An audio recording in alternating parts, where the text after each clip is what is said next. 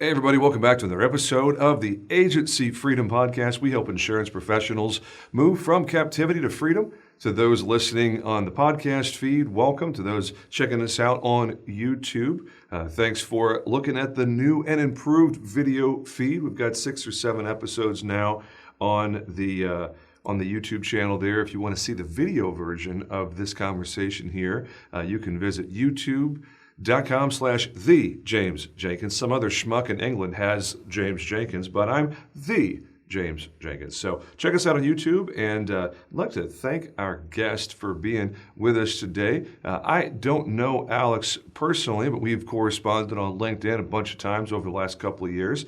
And I had an open call for guests like I do about twice a year just to see who's out there that I may not be aware of and exercise my network and see what interesting guests are just lurking out there waiting to be connected with. And Alex was kind enough to reach out and say, hey, I've got some interesting things going on in my life right now. I think might be a good episode. And I reached out and looked at his LinkedIn and did a little bit of back and forth. And I'm like, yes, you are, my friend. Let's go. Let's have that episode. So, Alex Toler, thanks so much for being here and representing your story to us. I'm not going to get into any of that story. I almost said who you are and what you're doing. I'm like, wait a second. Let's let Alex tell the story. Don't steal it from him, James. So, Alex Toler, thanks for being here, man.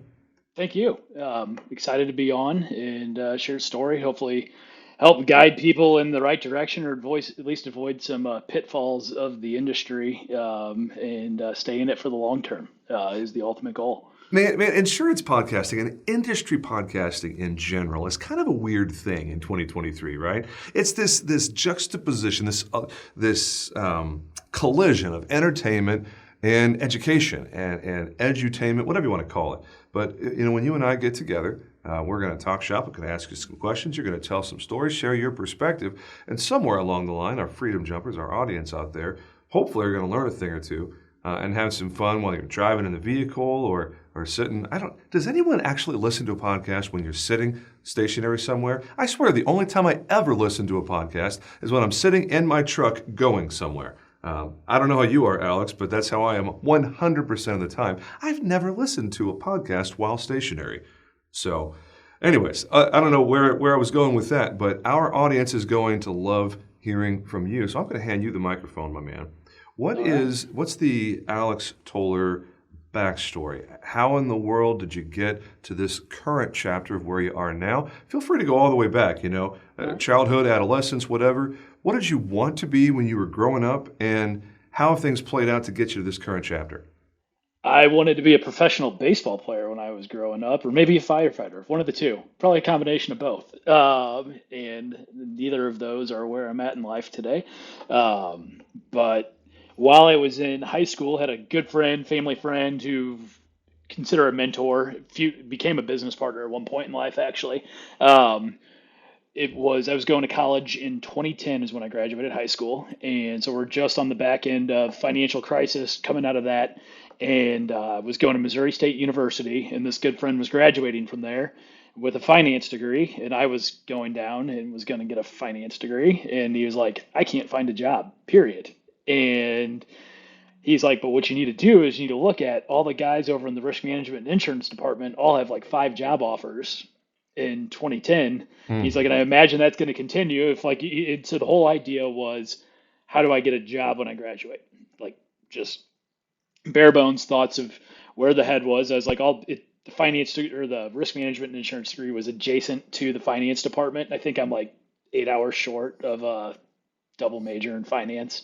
So I went that path. Was a relatively small program, 35 or 40 of us in there at the time. And it was true. You left school with a ton of opportunities because there's nothing sexy about at least when you're 22 years old, there's nothing sexy about the insurance world. So while I was in school, American National, ANPAC, their PNC headquarters is in Springfield, Missouri.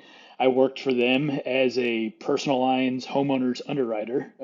Literally just looked at houses all day and upset agents telling them that square footage was wrong or house is undervalued or this just is outside of our risk appetite.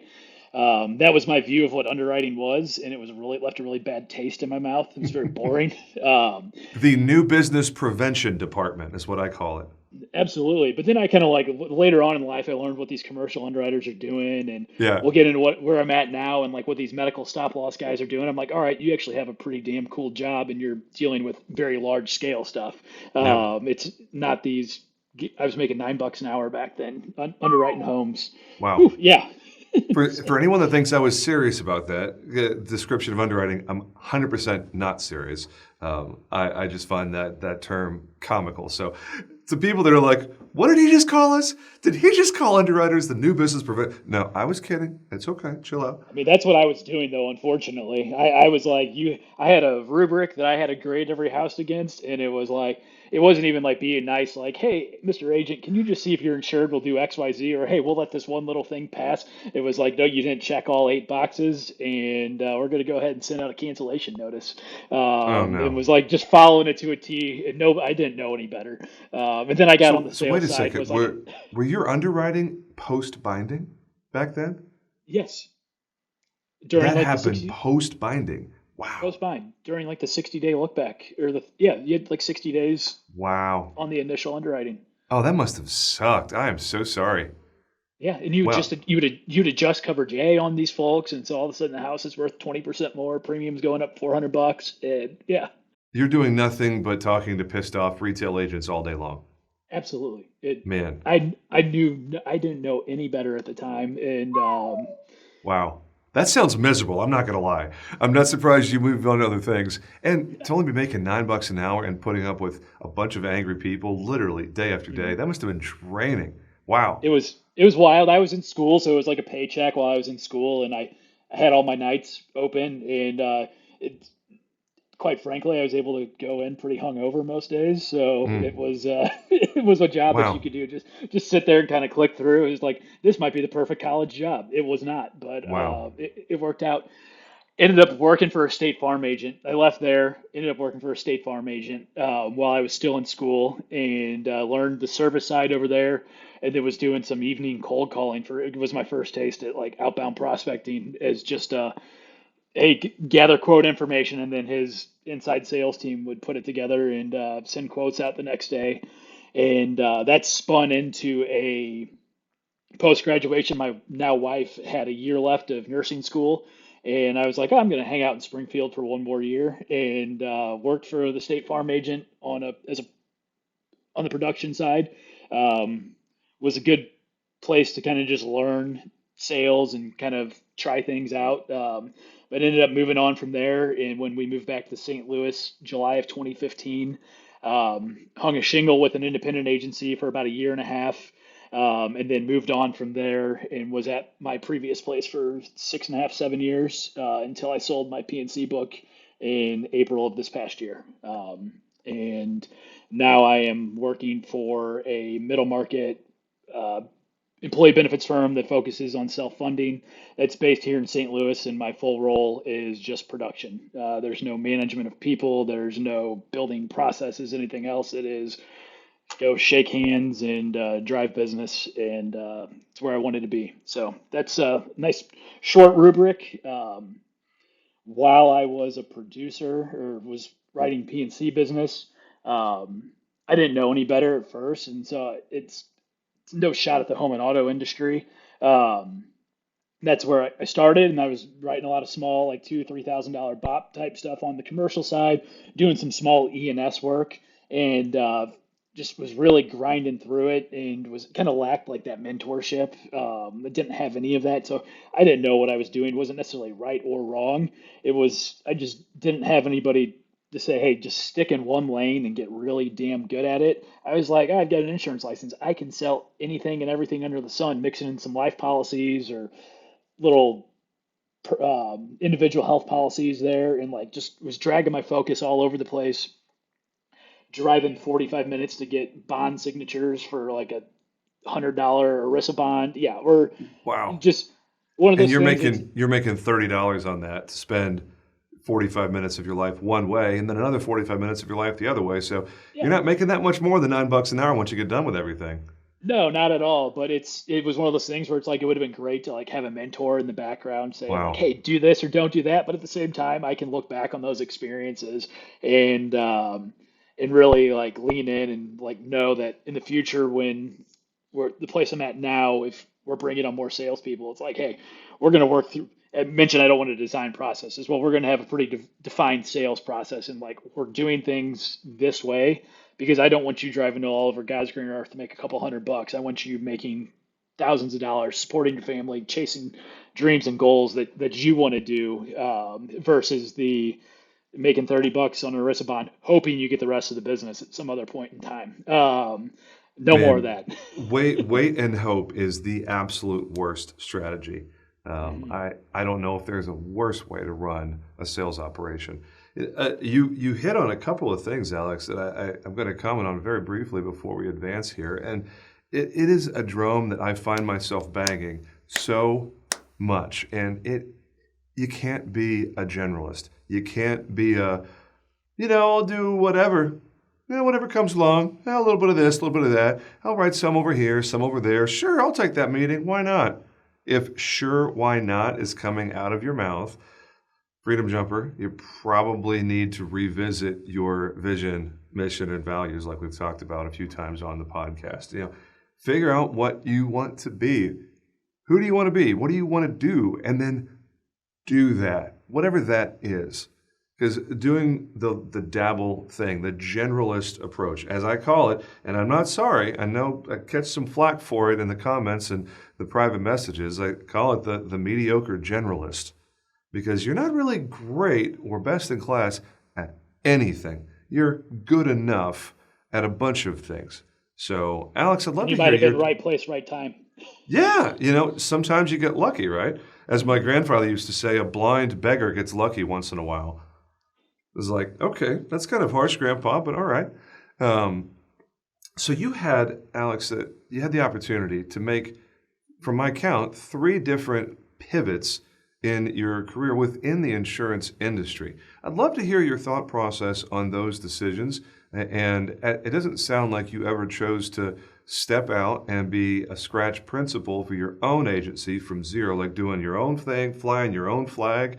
I'm not saying that you necessarily need No. to do that ever. I love it when someone has a different career path than I did. I always love hearing is like, help me understand what brought you here. Like when you're looking at all the pros and cons, how did you navigate those waypoints on your career? Because a lot of folks listening to this podcast are on the before part of a lot of these decisions that our guests make in these conversations. It's your Absolutely. past, but it's someone else's future. Absolutely. Yeah. So the decision with State Farm, I saw we were kicking a ton of business over to another gentleman who was an independent agent on stuff we couldn't write, a lot of commercial stuff. And I kind of like knew, I was like, yeah, I kind of like more of a commercial guy.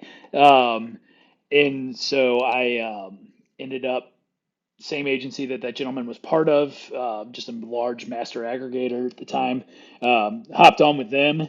Lo and behold, to me, there was like their contracting in Missouri wasn't great at the time, and so I was sitting here and I'm like losing out to some regional carriers in Missouri when I'm like, oh, I finally got an opportunity to quote something, and then all of a sudden, oh, they went with auto owners, or they went with Secura, or hell, even at the time they didn't have a nationwide contract, um, and I'm like, man, I got a buddy who's over at the place I was at most recently. He's over there. I'll at least give him an opportunity to look at. We'll see what kind of rates he comes up with. We'll see what I come up with. I'll win or he'll win. And then after about a year of doing that, I was with that other group for about a year and a half, but a year of really passing business to him. The guy that he was working underneath, where he owned his book of business, and they provided management. They provided the management system. They provided the contracts, and then they reconcile all commissions. Um, they were like, "Hey, why don't you just come over here and work with us? If you're going to be sending business our way, why don't you just come work?" And it's a name in I'll say I was with DeWitt Insurance here in St. Louis that was founded by the Charles DeWitt, who was the owner of the St. Louis Browns baseball team. Founded in 1925, so 100-year name. Their nephews, Bill DeWitt, Jr. and Bill DeWitt III were the ones who own St. Louis Cardinals now. And so you have that legacy of like, hey, this is a really ingrained name in the community. And oh, by the way, wasn't a massive shop, but had the contracts to where I could be competitive in a lot of situations, which kind of maybe led me to being more of a generalist than necessarily focusing on a niche. But it was like, at least when I'm getting opportunities, I know I'm going to have an opportunity to win at this account. So I made the jump over there, and they let you run it as your own shop outside of you're not making carrier decisions. You still had to kind of follow like a binding rubric to make sure that you're not placing just junk business with them.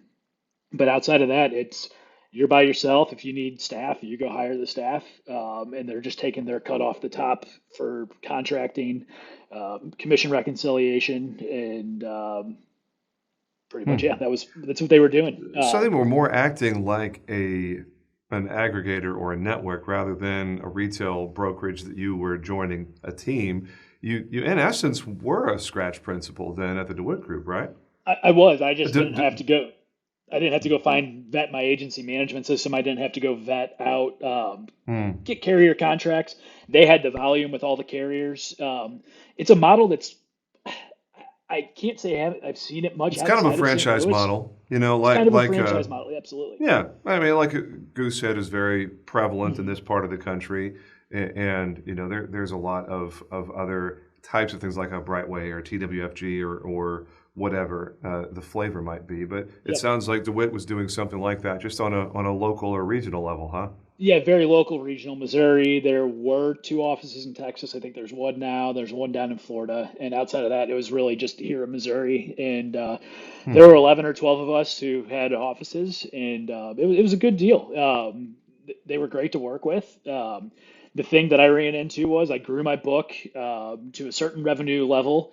And it was one of those things where it's like, all right, you either need to go buy a book of business off of somebody else to get some more scale, to where you can have, and they have a team and you're kind of taking over the team, or I need to take a massive pay cut for myself to then hire somebody to really start building out that service side. And found myself kind of in some unique situations where I had opportunities to buy two books internally where it ended up being the folks didn't want to retire and I wasn't going to hold them to it. Like, hey, you want to sell, but at the same time, you're not ready to retire yet. Not going to be like we said we're going to do a sale at this date. I'm not going to hold you to it. This has been your lifeblood forever. You go ahead and keep going. And then I had an opportunity to buy an agency about 100 miles from where I live currently in Illinois, rural part of Illinois.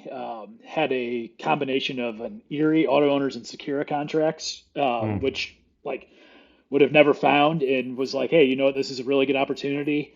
And right when that was all going down, we had our second child who was born 3 weeks early and spent some time in the NICU, and kind of really opened my eyes to like, hey, this agency's 100 miles from home. We're not moving any further from where we're at today. And you're going to be driving a couple days a week back and forth, all rural, easy to get to, but it's still 3.5 hours with the 100 miles is 100 driving. miles, man. Yeah. Absolutely. And a lot of agriculture in that book of business. And when do farmers want to meet? They don't want to meet in the middle of the day. They want to have you come sit around their kitchen table at 5:30, 6 o'clock in the evening and sit down, review policies. And it's like, my Nope. wife works in healthcare, so she's early mornings, and then I'm counting on you. I'll get the kids off, and I'm going to drive, and then I'll be home at 9 o'clock at night while you've wrestled with the kids. And it was like, you know what? Not all, I forget who I It heard the sounds quote like you from. were a smart man walking on that opportunity. It would have been somebody finally bought it. It was a great opportunity. But I also was able to do some like inner reflection and like realize like, hey, is this really what I want to do? Am I chasing contracts right now? What am I doing? And that's right around that same time I got connected with Adam, who I work for now at Simpara. Well, he and I have been connected. We reconnected around that same time, about 6 years later after we first met. He was hosting an event here in St. Louis. I recognize a handful of his clients who were speaking, very well-known companies here in town. It's like, you know what? I'll reach out to him, see what the event's about. And then I heard their journey and their story talking about what these companies have done from healthcare.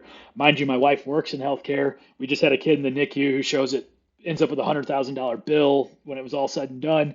Um, and there were a lot of flaws in the system. And I was like, you know what? I haven't been happy with the PNC side, and it wasn't the business per se. It was I never set boundaries around client contact. And because at the beginning it's just like, hey, here's my you've got my Brent Kelly post about this all the time about Hmm. being available all the time. And I got people calling me at 9:30 at night while they're getting pulled over. Hey, I need an auto ID card. And it's like you wouldn't have, if you didn't know me, you wouldn't have called anybody else for an auto ID card. You would have taken the ticket, um, and we would have settled this up tomorrow. I didn't have any technology where they were able to pull their ID card on an app. And so it was little things like that. Like if your house is on fire, absolutely call me at 9:30 at night. We're going to get this. We're going to dive in. We're going to figure this out. People have billing issues and be like calling you at like 11 o'clock on a Saturday night, and they're like, "Hey, this bill looks like it's wrong." It's like, can't you wait till Monday? And I wasn't Man. setting these Whew. boundaries, and so it was really burning me out. Did a lot of stuff with David Carruthers. He was probably like not probably, he was really the first mentor I had in the PNC world, in the insurance world, period. And I had a handful of middle market accounts, and it's like, I want to keep writing more and more of these. But I had this mental break where it's like, I don't want to get rid of all this small stuff in the background. And it was kind of a jump, get out. And then what I ultimately decided was, you know what, my passions are realigned into the health insurance world. I liked what Adam was doing. I saw what his work, how it would have been valuable for my family to have been under to have potentially worked for one of his clients, and the level of care and treatment we would have gotten from them. I've seen where the revenues are on that side to where it's like, hey, you can go write five, six accounts in a year, and you're having a really good year as a producer. And what ultimately sold me was a team. He's got a full team on the back end that you go write policies and do everything on the front end. The team takes it, and then I've got a client who I wrote really close, really early on, being over there, and he's asking me, he's like, I don't know what you're good for these days because this entire team takes so good of care of me. I don't have to communicate with you anymore, and it's somebody I know personally, which is the best part about it. And so it's like, Isn't that that's great? it's great. It's some days I'm kind of like, what do I do Love with that. all this free time? Um, let's go prospect more. We're in the heart of the fourth quarter. We're like Bingo. 70% of plans are You're renewing. looking at your 1-1s right now, brother. Yeah, it could shake out to be a phenomenal. If a few things fall our way, it's going to be a phenomenal year. And if they don't go our way, we're still going to have had a really really good year.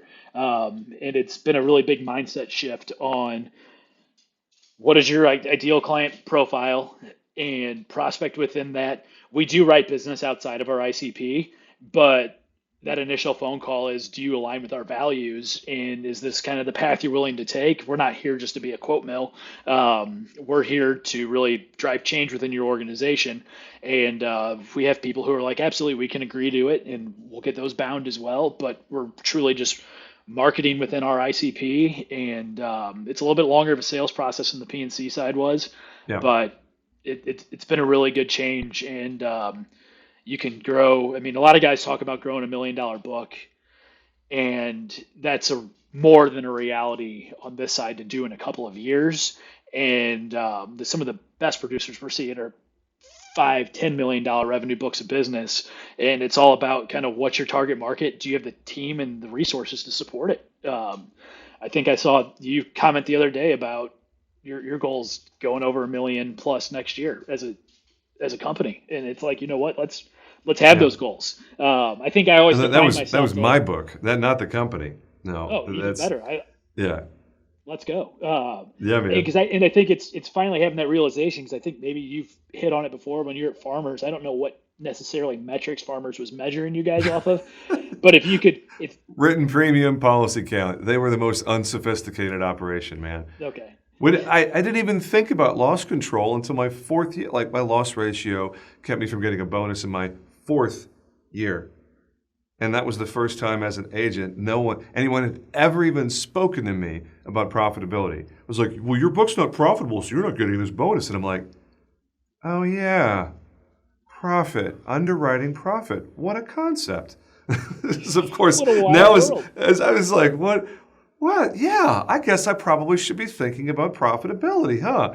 As a captive agent, you never hear this stuff. And obviously, you and I and most of our listeners are very familiar with the idea of keeping an eye on loss ratio and protecting your good codes and the contingency and profit sharing carriers. You want to place A and B business. You don't want to, C or F business with your really good carriers.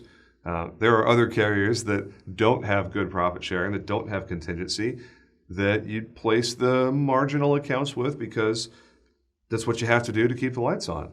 Absolutely. And then the longer you're in business, the less you write those marginal accounts at all, which is where I think you and I both are right now in the life cycle of our respective agencies. So, and I don't want to shame business. It's just I had to really take a step back, and I think you did the same when you got rid of your P&C book of business. It's I've got a family I'm taking care of, but I also have personal goals and things I want to do throughout my life. Me staying on the P&C side and continuing to write $200-300 revenue home and auto accounts was not going to get me to where I wanted to go from a goal standpoint. And not having a team in place to really help manage my middle market accounts and really take care of my best clients, who were actually the easiest people in the world to work with, ironically, yep. was going to make it difficult to grow that side. And it was like, not to say I took the path of least resistance. I'm learning a whole new industry. But I've got somebody who is, and I think somebody people always need to look for, I've got somebody who's a built-in mentor who, when I succeed, he succeeds and the agency continues to grow. Sure, I Love it, don't man. own anything anymore, anything else of that nature, but I promise you I can make plenty of money on this side to support family and everything else that I needed to do with a one-track mind of stay in my ICP, prospect, write new business, and just keep going.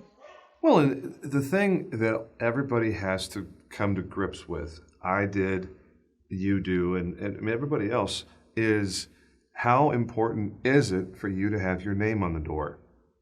And at the end of the day, if you get to have the life that you want, you get to have your daily look like you want it to look. Do your activities look like you want them to? Do your paychecks look the way that you want them to, so your family can have the lifestyle that you want?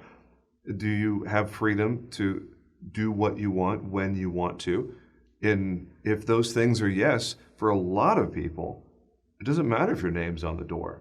And I got to say, the older I get, the more I care about impact, the more I care about legacy and making a positive mark on the people around me, and the less I care about my name being on the door. At some point, my name might not be on the door. I certainly have no plans for that to happen anytime soon. And yeah, I like being in charge. I enjoy being able to control how things happen. But I can tell you right now, today in 2023, and I turned 40 in January, I care a lot less about my name being on the door than I did 5 years ago. That's for sure. And it sounds like you decided that other things are more important to you than being the principal. Absolutely. Absolutely. Not having to deal with some of the stuff that the principal agents have to deal with that go on in the background that a lot of people aren't aware of going on. It's like, I don't need that stress in my life at all. Full disclosure, I mean, I think it's worth noting. My wife mentioned she's in the medical field. She makes a very good living. And so that's definitely something for us to balance on. But it Yay also, for the the goal is sugar for, mamas out there. For I, those of you that have a sugar mama, God bless you. we went through this really funny phase where she kind of supported me early on in the business, and then I grew it, and then she went back to school. I supported her while she was in school, and then I was like, I'm making a career change, and she was cool with it. I sold my book of business, so I had money come in from that. We're doing other things with it, but she was like, hey, we're at the point where it's like, as we keep leaning on, let's all be happy. Yep. And monetary isn't necessarily always the one thing to lean on for being happy. It definitely helps. But the time that she gets off work at 2:30 every day. And so if I'm home by 4:30, 4:45, and we get 2.5, 3 hours with the kids in the evening, we all love it. I travel a little bit, but it's nothing out of the ordinary, too crazy, and it's planned in advance, so it's well known where we're going to be, and it's like our family's getting to spend quality time together, and that's what makes it worth it. Love it, man. Oh, that's fantastic. I would love for you to give kind of a crash course real quick, and we've got maybe 10 minutes left in our Okay. conversation. I only have two more questions, and then I'll hand you the mic, and we can talk about anything that you wanted to, or any Okay. questions that we haven't covered that you wanted to get into. A lot of folks, myself included, for the most part, aren't terribly familiar with the benefits world. I understand group health insurance. I know the cafeteria plan. I know like group life, group disability, accidental death and dismemberment or whatever. But that's where my knowledge personally ends. Like I know just enough to have kind of a good idea of what happens in the benefits world. What does your daily look like? Obviously, you're middle market, so you're not dealing with Mhm. the crap like United Healthcare saying, "Oh, we're going to pay you 2%." And you know what? We're not really going to pay you nearly what we did before. We have some cash flow issues and decided that we're going to take it out of your paycheck instead of anyone else's. And I'm just picking on United. Everybody did it. I did health insurance as a farmer's agent back in the Okay. day, way back in the day. Uh, and the full effects of Obamacare came along, and individual health insurance became a very, very, very bad business to be in, totally not profitable. So I got out several years ago. It was probably 2015, maybe 2016. But that's the only real understanding I have of something on All the right. benefit side of things. Why don't you give us a rundown of the sort of stuff that you're into, maybe even from a basic product knowledge, the kind of problems that you solve for your clients? I know a lot of folks out there just aren't aware of what goes on in the benefits world. hmm So we are primarily a middle market shop. We've got some stuff geared towards smaller companies, like 25 employees enrolled and bigger. But our ICP is really in that 100 to 500 employees enrolled in your business. Manufacturing, construction, a lot of just blue collar type work. Public entity, school districts would be the areas that we really put a lot of our focus into. And what we're doing is we're doing self-funding, which it's like, oh, we're on the hook for all of our claims. In our world, we're self-funding with a stop loss policy in place to where you know what your max liability is for the year, um, on your for your group. And if claims don't hit a certain level, if your claims don't max out for the year and your group performs well, whatever's not spent between the max and what you had in claims, that's yours for a company from a retention standpoint. Is as opposed to just using a UHC off the shelf fully insured product for a 200 life group. I've got a manufacturing company, like 180 employees are on the plan. They were with Cigna, and they would just cut their checks every single month, and then all of a sudden each year they get a renewal, and renewal was consistently going up 15-20%. And it's like, well, why is our renewal going up like this on an annual basis? And the answer is, well, you got this guy over here who's on a medication, he's got a heart condition, etc. Um, and that's why. And so the rates were going up because of this one member. Well, we came in and we do a lot of, and this is where I think my PNC side and why it helps. There's very little active risk management going on in employee benefits, if any at all, where people don't know what services cost when you go to a doctor, you go to a hospital, et cetera. You're just waiting on a bill to show up, and you're hoping that the network that gets a discount for you is going to give you the best deal. And we think that needs to change. We think that employers and their employees need to be empowered to be able to make decisions and know what things are going to cost before they go to the doctor. Great example is for an MRI. It could cost $5,000 at a hospital, or it could cost $700 at an outpatient, at like just a freestanding imaging center. And Yep. so we're putting plan designs together to where if your employee uses our in-house concierge team, calls the concierge team and says, "Hey, my doctor said I need to get an MRI." Um, you call the concierge team, and it's like, okay, your doctor wants you to go inside the hospital and pay the $5,000. You use this outpatient place that's a mile further down the road than you'd have to drive to get to the hospital. We're going to go ahead and waive your deductible. You're going to pay no deductible on this plan, um, because you're not only doing a favor for yourself, you're doing a favor for the group health plan to control cost. Yep. There are times where it doesn't work just because it's like, hey, somebody had an emergency, had to go to the ER, and you get those bills. But that's what the stop loss insurance is sitting there for, is to Yeah. control those things. But we're talking everyday services, so we're very big on prevention through using direct primary care, 24-hour ability to get on with a mental health care provider and the procuring drugs at much lower cost by cutting out your three largest pharmacy benefits managers, and really engaging in what we call active risk management with the employer, the same way they would with workers' comp or um, driver training, commercial auto. It's having this communication to their employees, showing them these are costs that you can control, and if you do, we're going to reward you. Hmm. You don't have to, and so that's what we're doing. You we can still do the 200 life group that just says, hey, we want United Healthcare, we want to be fully insured. We're fine with whatever. We still do some of that, but that is not where we're going from. Like our goal is to go in, operate on a fee only basis to where we're not making commissions off of what we're selling. Our goal is to drive your costs down. So we're working off of a fee to where, hey, your premium went up 22% this year. I just got a nice raise again.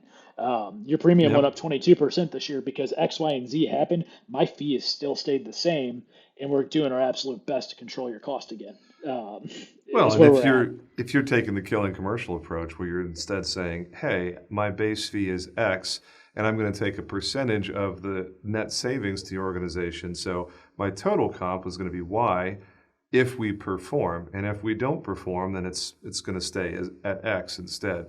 I imagine that a lot of companies out there appreciate having their advisor, their health insurance broker, have skin in the game to make sure that loss control happens the way that it's supposed to, that their broker is incentivized to make sure that their total cost goes down rather than disincentivized under the traditional compensation model.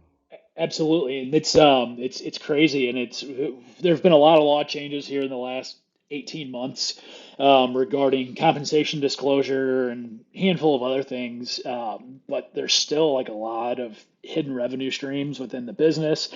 Employers aren't necessarily privy to what their broker's making, so sometimes we'll put our fee on paper, and they're like, "There's no way in hell we're paying you guys that for a fee," and it's like, well, let's pause and just look where what you're spending today. It's hidden, or you're not finding out Yeah. what all the compensation is. And all of a sudden they're like, oh, okay, like we like the idea of transparency. And that's kind of our cornerstone, is operating transparently by going into these self-funded with stop loss type plans.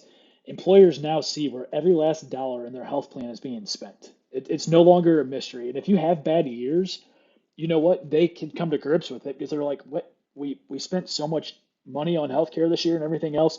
We can understand why our rates are going up. But if we have a really good year and the carrier says, hey, we want to stay flat on your premium, it's like, no, rates are going down, costs are going down, um, because we have the data here to prove that this should be lower. Whereas a lot of times we'll be prospecting a group, be like, oh, we got a flat renewal this year. It's great. And it's like, Hmm. well, flat renewal means that carrier was super profitable on you this year. It's time for you to look at a different model or potentially review a different model. Well, And it's like when you lean in and go, "Hey, did they share any of those profits with you? Did you get any of those cost recoveries back?" Because obviously, most of the time, no, of course. What you're describing, Alex, sounds a whole lot like a single parent captive on the PNC side. And with the fully self-funded, with a stop loss, with acts kind of like reinsurance on the PNC side. Am I thinking along the right lines here as far as an analogy goes? Is I it think that'd be a similar? really good analogy. And then there's even like group captive purchasing options for stop loss, where an employer will buy their stop loss out of a group captive, to where they're ceding a little bit of money up front as well, and Hmm. they'll participate in the underwriting profit of that captive.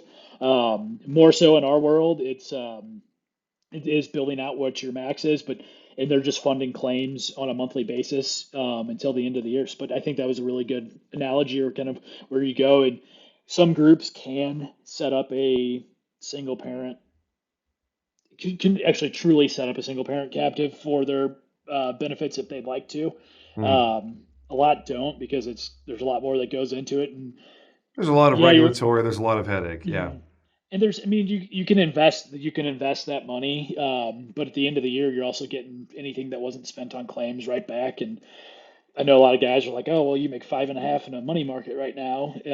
But 2 years ago, if we told you that you're making nothing in a money market at the time. You weren't concerned about how much money you had outlaid in the claims account until the end of the year. And guess what? With a fully insured carrier, you were spending that money and you were never seeing a dime come back.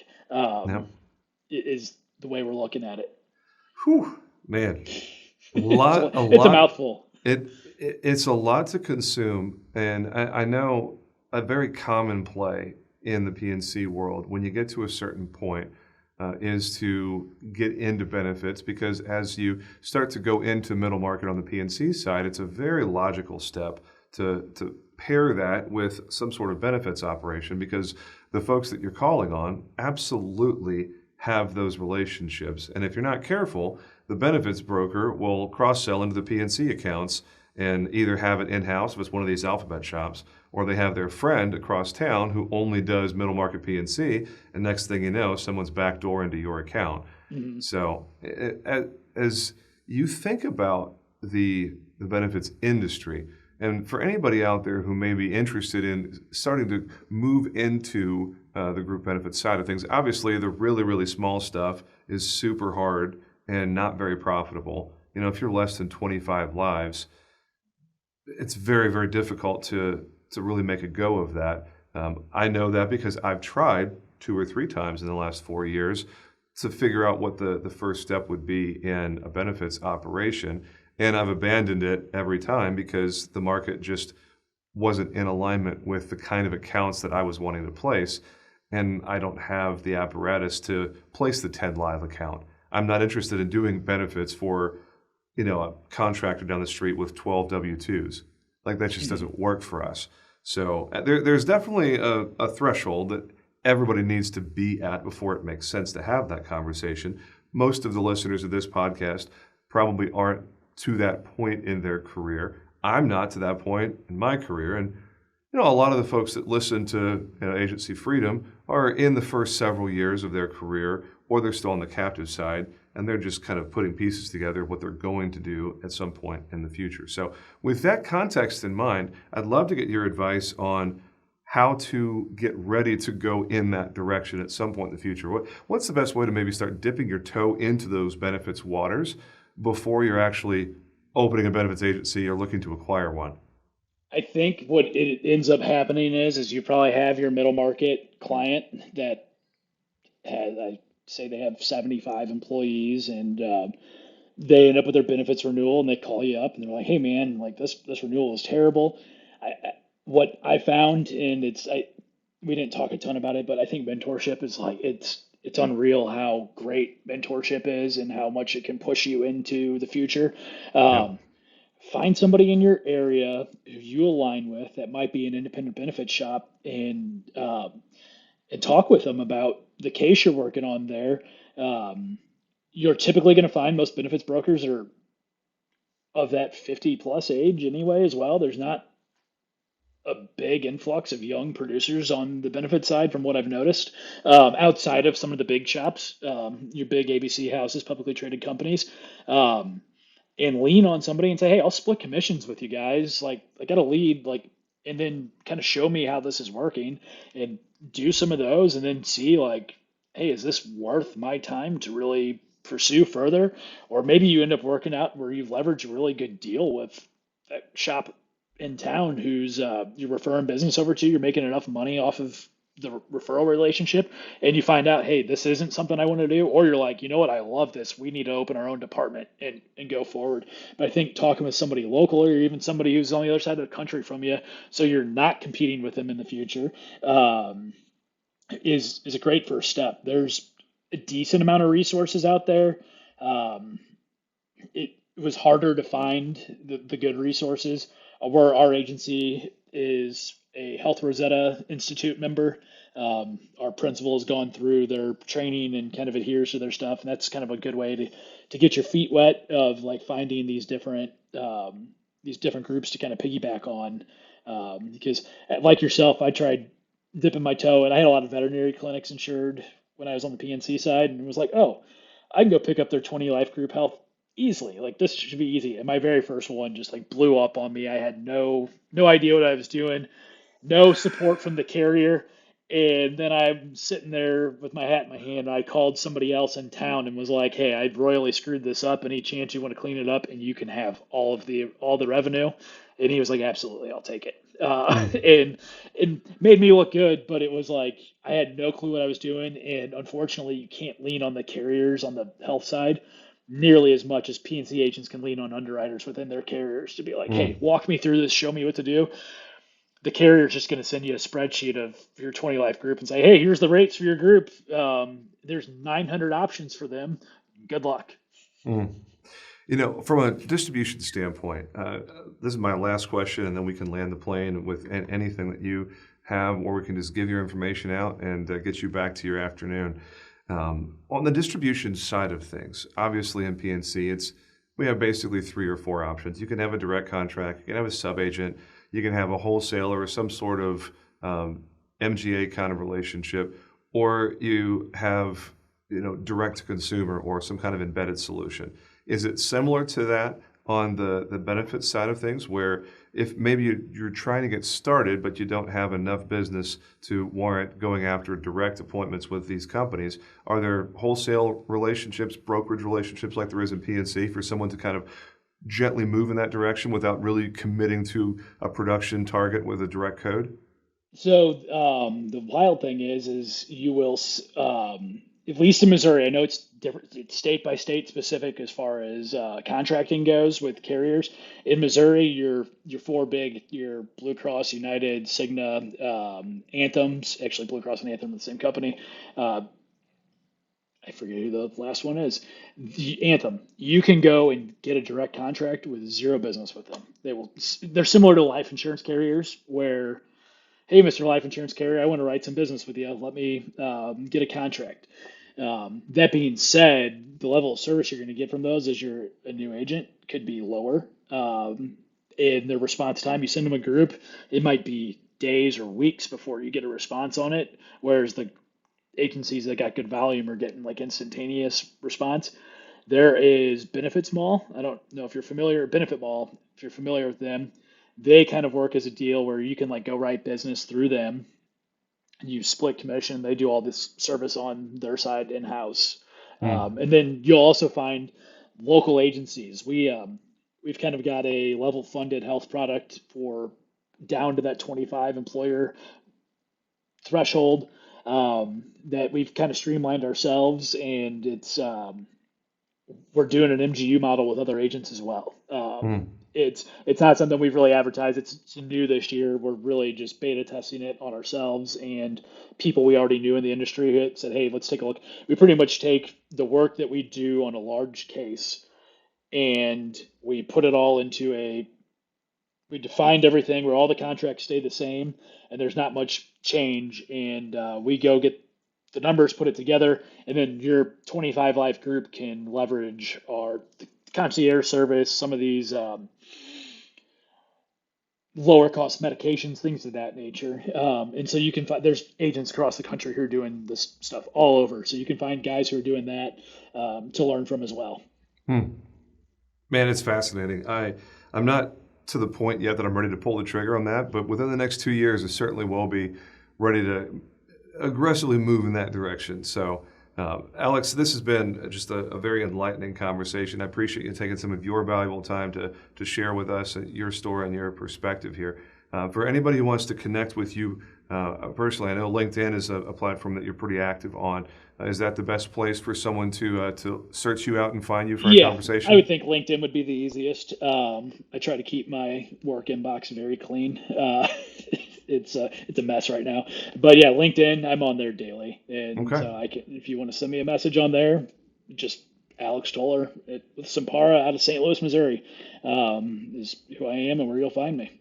Easy enough, man. Is there anything that we didn't talk about that you want to touch on before we land the plane? I think I just lean on the mentorship, and I think for especially if you were gearing this conversation back to people who haven't made the jump yet, think twice about before you make the jump and really kind of figure out like, are you really ready for this? Something that we talked about right before. Read your contracts and know what exit clauses look like. things of that nature. There's a ton more resources today than there were 7 years ago when I was making decisions. There's a lot more guys who've done this, or at least have been vocal and open about it. But finding, really leveraging, leaning on mentors. Don't waste people's time per se.